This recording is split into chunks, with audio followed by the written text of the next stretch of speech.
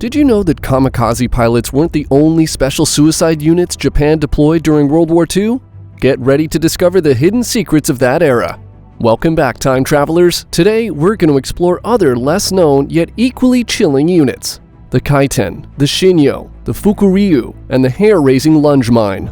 Every unit had its own unique, chilling battle tactics, creating a complicated tapestry of all-in warfare. It's a side of World War II that doesn't usually get the spotlight.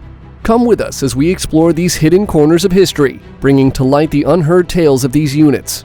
We're going to learn why they mattered so much. This isn't just some regular history class. We're going on an adventure into the tough truths of war and discovering just how far countries are willing to go to win.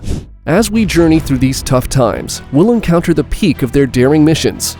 We'll uncover the life and death situations these units tackled, how their sacrifices really paid off, and the unforgettable marks they left onto the annals of World War II.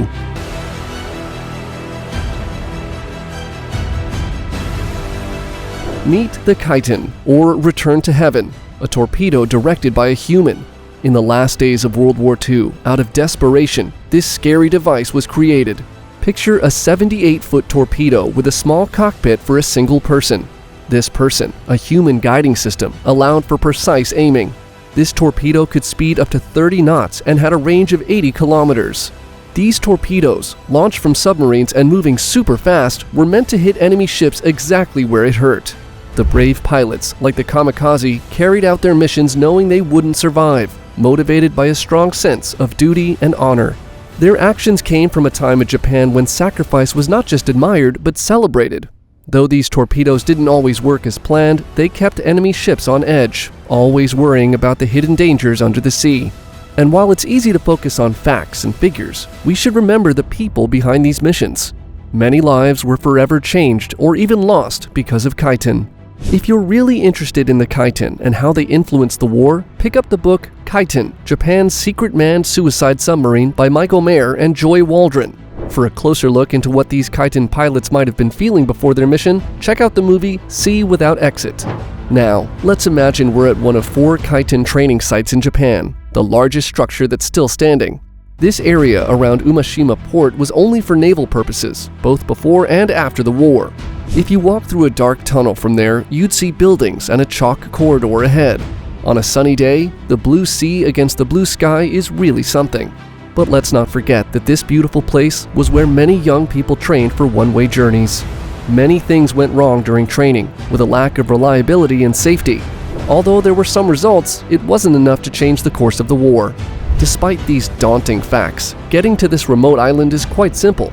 Just hop on a Shinkansen from Hiroshima Station to Tokuyama Station, and then a short stroll to Tokuyama Port. Imagine stepping into the Kuri Maritime Museum on Ozoshima Island in Japan. Here you'll uncover a ton of cool information and objects tied to this often forgotten piece of history. Picture this. In the span of an hour or so, you'll start to feel the weight of the war, as if you're really there. If you're up for it, you can take this journey deeper. Visit the Atomic Bomb Dome and Museum in Hiroshima, the Yamato Museum and Imperial Navy Historical Site in Kuri, and the intriguing Rabbit and Poison Gas Island in Okonoshima. Each place brings you closer to understanding the war and its impact. As of May 2023, the old training base site is closed off because it's aging. You can still check it out from the coast though. It might need some repairs, but trust me, it's still a sight to behold.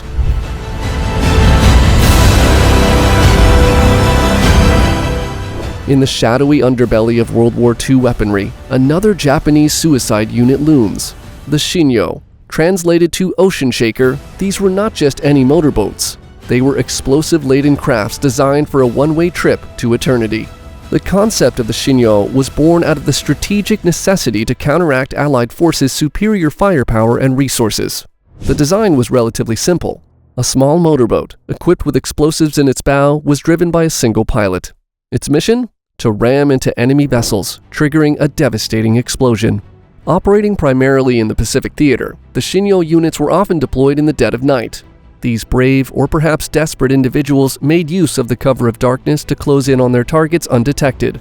However, the effectiveness of the Shin'yō was mixed at best, with many missions failing due to mechanical issues, rough seas, or being spotted and intercepted by enemy forces.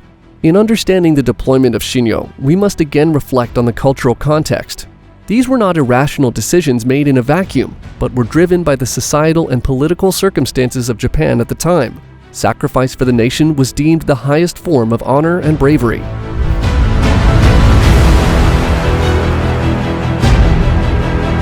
Diving deeper into the lesser-known tales of World War II, we encounter the Fukuryu, or crouching dragons. These were humans turned into living mines. They put on special diving suits and hid in shallow waters, poised to plant bombs on passing enemy ships. You could think of them as the underwater version of the Kamikaze, facing a mission with almost no hope of coming back. Imagine this, clad in a diving suit, carrying a bomb on a bamboo stick, ready to attack a battleship from below.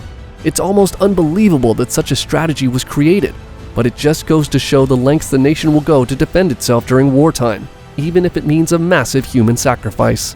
Thankfully, the Fukuryu were not as commonly used as other suicide units. The war ended before they could be widely deployed, so their full destructive power was never unleashed. But the fact that they even existed highlights the desperate position Japan was in towards the end of World War II.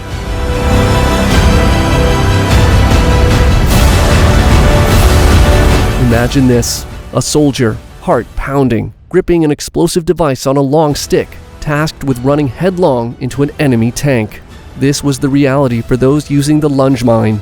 It was as simple as it was deadly, just a hollow charge on a pole. When it hit a tank, the charge could blast through its armor, causing serious damage. But the soldier using it was almost certainly not walking away. This tactic was much like others we've talked about, in that it was basically a suicide mission. These brave individuals would move stealthily under the cover of night or hidden by camouflage, getting closer and closer to the enemy, and to their own doom. It's a tale of extreme dedication that leaves us both amazed and saddened. Getting to know about the Lunge Mine really opens our eyes to the tough truths of war, the massive sacrifices people make, and the scary smart inventions that come out of conflict. Now let's step into the Museum of Revolution in Vietnam. Why Vietnam, you may ask? Here's a fascinating fact. In 1945, when Vietnam was still under French rule, it was invaded by Japan during World War II. After the Vietnamese army defeated the Japanese forces, the retreating troops left about 100 lunge mines behind. Here, you get to see a lunge mine up close. It's not every day you can get this close to such a powerful piece of history. Feel the chill as you imagine the courage it took to use one of these. This isn't just looking at an artifact. It's a real, tangible connection to the wars of the past.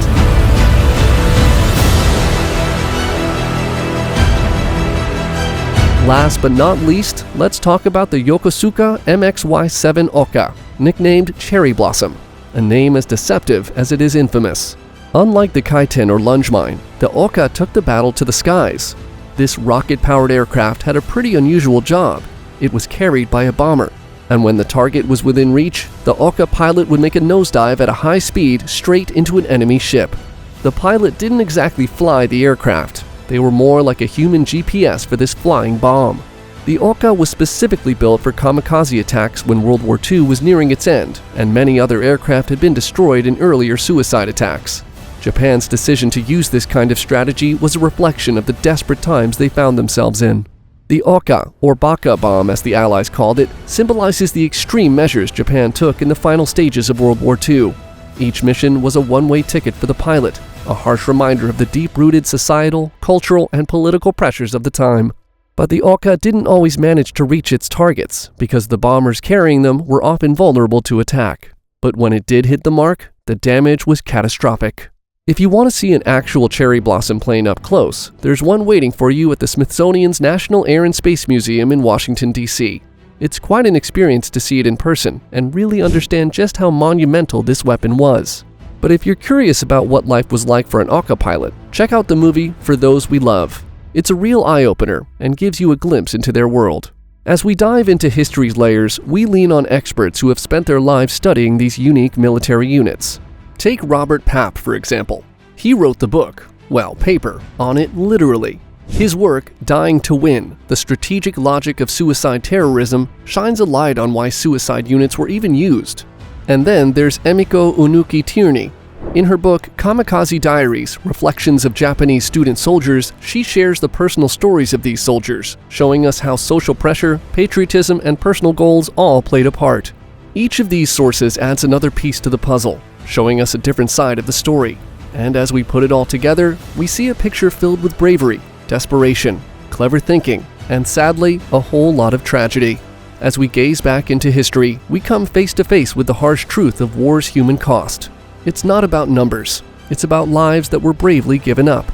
And it leaves us with big questions about right and wrong that still hang in the air today, showing how far people can go when pushed by war and conflict. We've taken a journey into the past, shedding light on the largely untold history of Japan's special suicide units beyond the Kamikaze pilots. Through the Kaiten, Shin'yō, Fukuryu, Lunge Mine, and the Yokosuka MXY-7 Oka, we've explored their role and effectiveness, along with the harrowing legacy they've left behind. The repercussions of their use, both human and ethical, echo through time, compelling us to reflect on the price of war. So the next time you hear a story about World War II, keep in mind that there's usually more than meets the eye.